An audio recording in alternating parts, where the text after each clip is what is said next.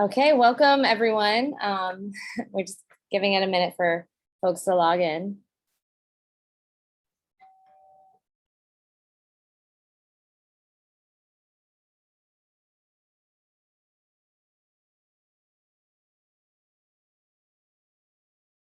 I think that's good.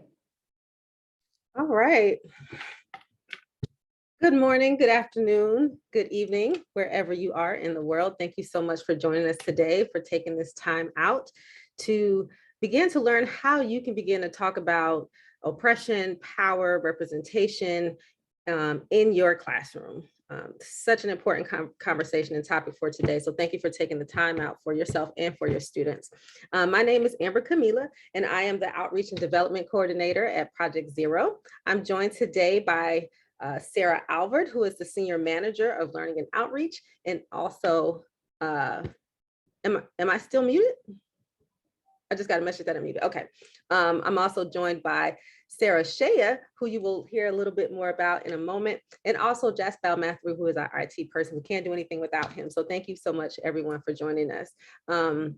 So I just want to introduce Sheya for just a second. Sheya is the founder and director of the Justice by Design project. She's been working at Project Zero for 7 years now, in a number of other projects as well, out of Eat and Learn, as well as Agency by Design. And then out of so much work that she's been doing came the Justice by Design project. And so now this will be the first intensive that we're going to have focused on this framework that she has designed along with a collective of educators from Washington, D.C. So I'm going to turn it over to Sheya right now so that she can tell you all about this wonderful learning opportunity that will be starting in September. Awesome. Thank you so much, Amber, for the introduction. Thank you all for being here. I'm so excited to share about this learning experience with you. Just a heads up that this conversation or this session is really more informative than it is interactive, right? It's a webinar, so we aren't going to have a lot of action in the chat or a lot of interaction with one another, but I do welcome you to share, where you're joining from or what your role is, and just get a sense of who is here with us. I am today going to just share an overview of the kinds of things that we'll do in this 2-day intensive, kinds of things that you might get out of it. I'll share a little bit of the structure, the schedule, and a couple of Justice by Design tools, like a sampling of the tools and a couple of pieces of student work. And then we'll open it up for questions. So about half of the session will just be some information about what the intensive looks like. And the rest of it will be some Q&A from you all. So without further ado, we're calling the Justice by Design Intensive a doorway into Project Zero inspired conversations about injustice and co-liberation. So this is an entry point, it's an experience, it's an introduction for you to get a sort of dip into the pond of Justice by Design, but you will take a lot from it. And we're really excited about the sort of the intensity of the experience, which is why we've called it the intensive. And the kinds of things we'll do is explore how to approach conversations about justice, power, oppression, and representation with learners of all ages, and in really accessible ways, in teacher and student friendly ways, so that we're not going to necessarily have anything that you're ascribing to or any prescription to follow, but you'll be able to take from the framework and incorporate different kinds of conversations around these ideas in your different content areas and contexts, or if you're an administrator and your teacher's learning context. So we'll try out some of the tools and practices of the Justice by Design framework and see examples from teachers who have already been applying it in their classrooms.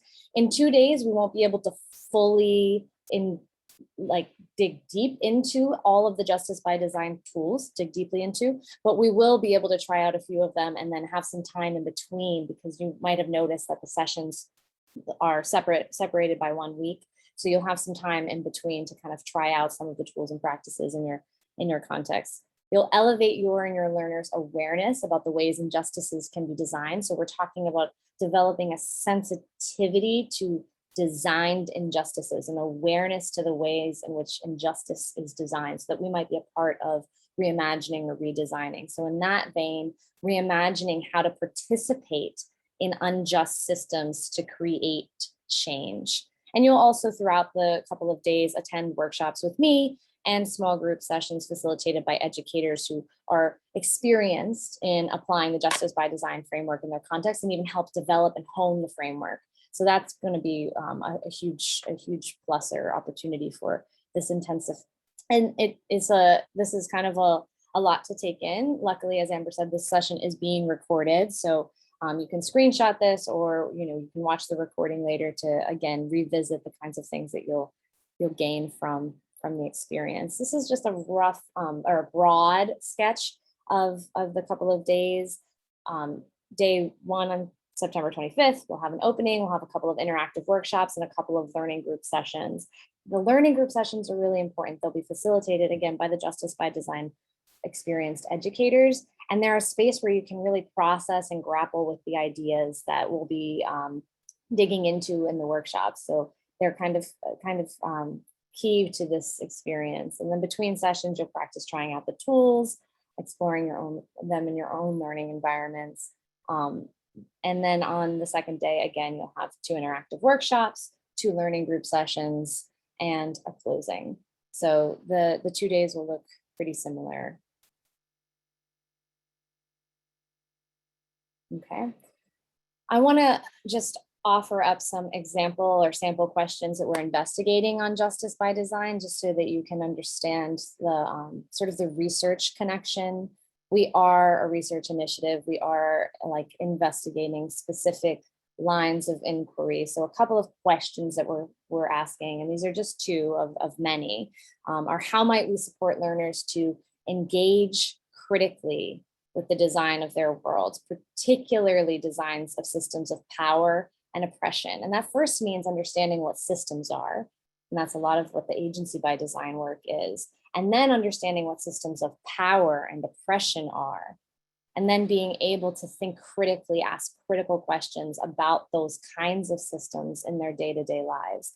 So it's very learner-centered, it's very learner-driven, so that like an everyday system that a learner or teacher participates in, they might reimagine or look closely at or explore the complexity of. So again, that redesigning or reimagining the way one participates, how might young people and all of us become sensitive to the design of our own participation, so that we may imagine or envision ways to participate more or differently.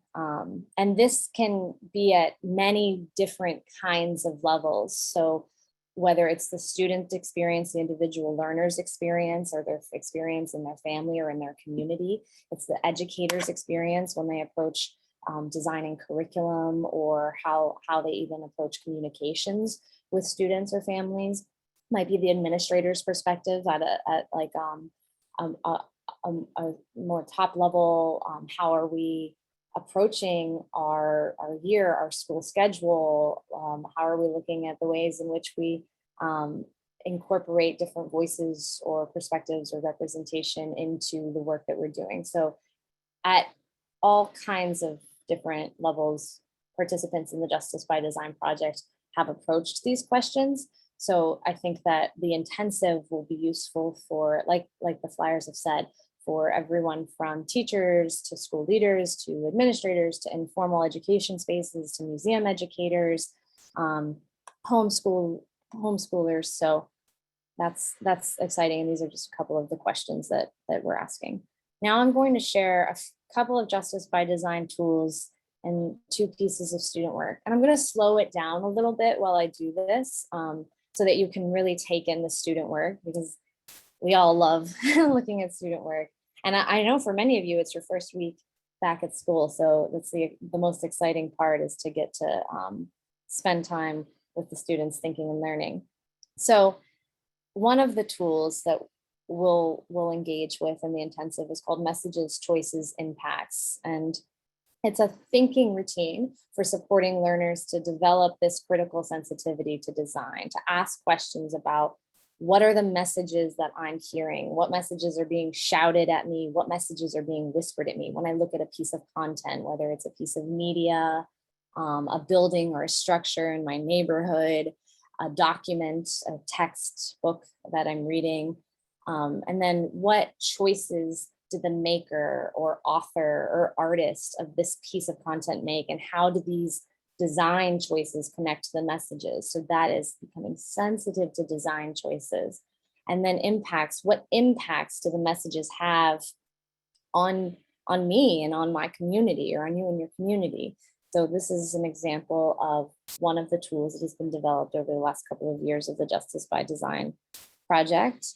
And it's really getting learners to slow down, to think about the design choices in everyday content and systems, so that they start to routinize this criticality, this critical lens to the ways in which the everyday systems, objects, content they engage with are communicating messages to them.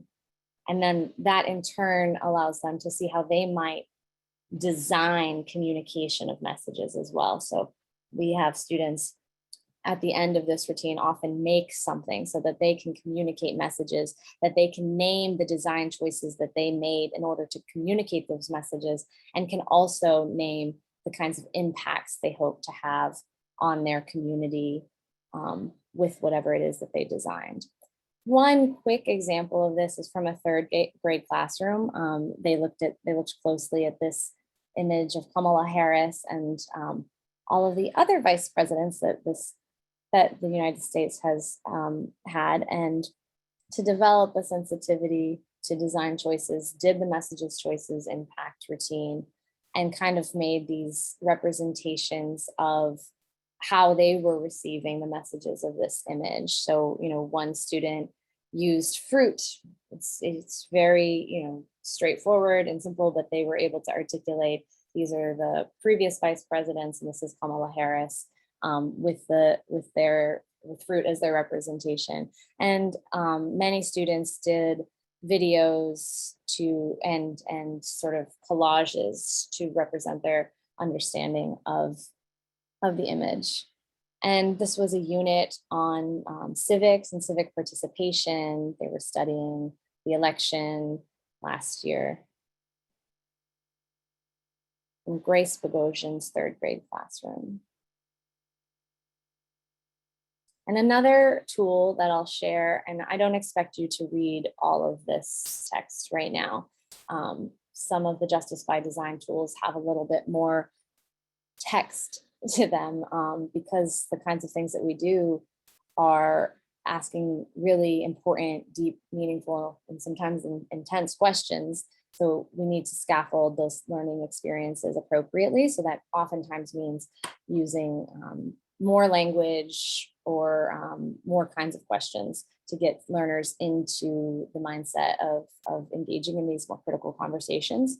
So Power Possibilities Me is looking at how forces of power and oppression specifically might be embedded in the design of, again, content, objects, and systems, and then also getting learners to reflect on their own powers in relation to these content, objects, and systems. And you'll hear about power a lot across the 2-day intensive. It's going to be very much a theme, and breaking down our probably existing understanding of the way that power works, and reimagining how we might think about power. So we talk about different types of power. What types of power do you see in this piece of content?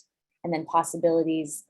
What or who do you think this piece of content stands for? Like, who is it supporting? Who is it empowering? Whose voice is it elevating? And then what or who do you think this piece of content stands in the way of? What is it stopping? What is it challenging?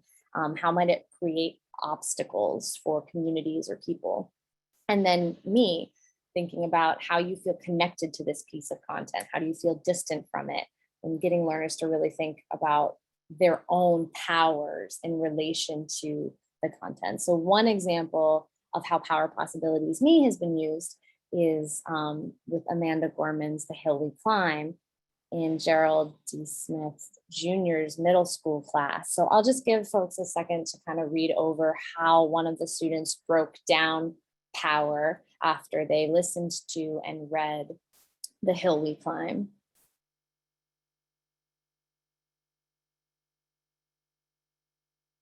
And if you're listening and not able to read the screen, the student says, I see power with, when she mentioned that it takes more than one person to rebuild, finish this nation. It takes all of the US citizens to help prepare this nation for the next generation. I see power over, when she mentioned our new vice president and president in the beginning of the speech, they have the power over because they make the important decisions. I see power to, when she says it's the past we step into and how we repair it. She wants all citizens of the United States to stand up and help one another. It isn't just about repairing this country. It is about repairing our broken hearts. And I see power within, when she stood in front of the whole United States. The citizens were watching her in person and on national television, but she didn't doubt herself. She stood up with class and spoke proudly. So this is a student who looked really closely and dissected the different powers using the Power Possibilities Me protocol. And again, these are just samples of student work. You'll get to see a lot more and get to play with a couple more of the tools during the intensive. But that is that for now. I am going to stop sharing my screen and take some questions if there are any.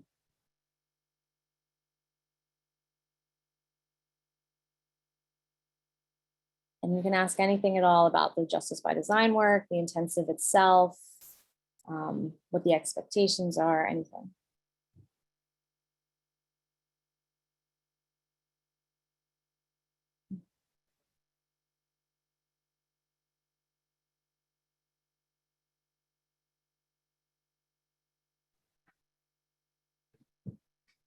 If you have questions, you can type them directly into the chat and we'll be here to answer them for the next 12 minutes or so.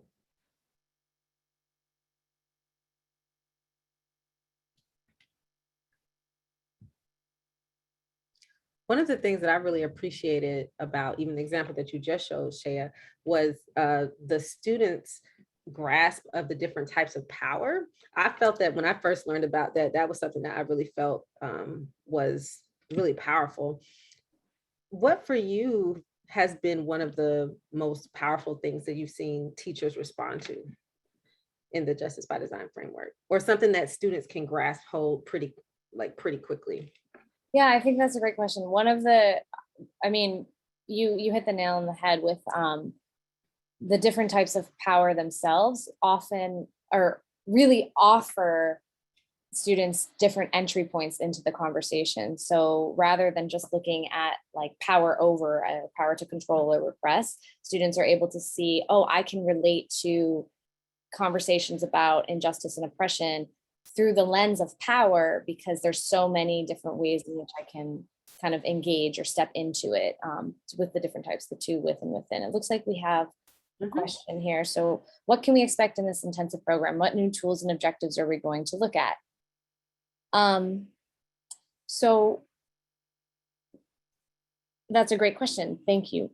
I think that one of the biggest takeaways will be having some concrete ways to engage in really complex conversations. I think one of the things that teachers on the Justice by Design project have felt really excited about is that they can get into complex conversations with their students and with families in ways that they hadn't been able to access before, because we have this kind of shared language now to talk about these things. And it's very rooted in Project Zero, thinking routines, slowing down, thinking dispositions, and really giving space to like a diversity of community members to engage together in the same room. So I think being able to take away some concrete tools and strategies for starting the conversations, and also some tools for students to develop these dispositions, and not just students, teachers too, to develop these dispositions over time, so that when they go out into they're not just doing social justice work in the classroom and then that's it, they close their, and at the end of the day, they go home and the rest of their life is different and it's separate. No, it's actually like, I'm going to take what I've learned about power and representation. I'm going to apply it to the way in which I look at my water use at my house, or think about the way in which different communities are represented in my neighborhood, or who I decide to sit with in the lunchroom, and like that transition from what it is in the content area versus how it spreads across and turns into a thinking disposition or turns into something more of a habit is really exciting to see. And I think that you'll have some strategies to start that work by attending the intensive. Are there other questions? Yeah, there are a few more questions in the chat. So two of the questions I think you can answer now, and one I think you could come back to. So we'll start with Michelle King's question. Do you see the questions that you just asked also invoking introspection and recalibration for the teachers and educators using the tools? Perhaps one would re-see their curricula. Yes. So absolutely, Michelle King, again, like hitting the nail on the head. I think in particular, this work is inspiring for teachers because just praise to teachers for a moment, just mad praise to teachers. I think there's so much that is expected of our educators, and so many kinds of frameworks and redesigns and unit plans, and try this and do more and keep doing more. One of the refreshing things about this is it's sort of a blanket, it's sort of a comfort, it's a lens that you can lay on top of what you're already doing and allow yourself the space to ask critical questions and rethink, okay, what voices and perspectives are represented in my curriculum, and what art? How have I brought myself into the space today? What are some things that I can do to get students to ask the kinds of questions that are going to get them to think about participation and the design of participation? But those things are lenses. They're fitting into already existing systems and sort of just like, I won't even say gently disrupting, but allowing the space for disruption instead of a complete overhaul. So I love this language of perhaps one would re-see their curricula. Absolutely. And Kurt asked, have you done this work with English learners? Absolutely, definitely. And like, that's where the agency by design work comes in so heavily, is that so much of this work is embodied and hands-on. We don't forget that we have bodies in this work. It's really important to remember that and to use to be hands-on and minds-on simultaneously. So there's a lot of maker-centered learning tools and practices that come into it. So we do a lot of making and representation work, so that, I mean, there's been tons of English language learners and also Spanish language learners and French language learners in the cohorts, because the power and oppression don't get siloed into like core curricular, core content areas. They should be things that we're talking about across all of our content areas. And so we really, really welcome English language learners to the space. Absolutely. And one of the next questions is about where JXD is currently being used. I know this is a very new project, and so it's just now getting out there. Are there any IB schools that you're currently connected to? Sheya? Yes. Actually, sure, Kurt, no problem. One of the schools that is core to the beginnings, to the roots of Justice by Design is Washington International School in Washington, D.C., and they're an IB PYP school. They are implementing, there are many teachers implementing the framework. We can definitely find a way to link you up to them. I'm going to be working with one of their administrators this year, looking at their IB curricula. She's doing some work she's calling toward a more just curricula, and kind of looking at just representation of certain voices and this very Eurocentric kind of approach, and how we can kind of be a little bit more disruptive of that. So definitely we're having conversations about that. But again, like Amber said, this is very new work. It's only in year 3.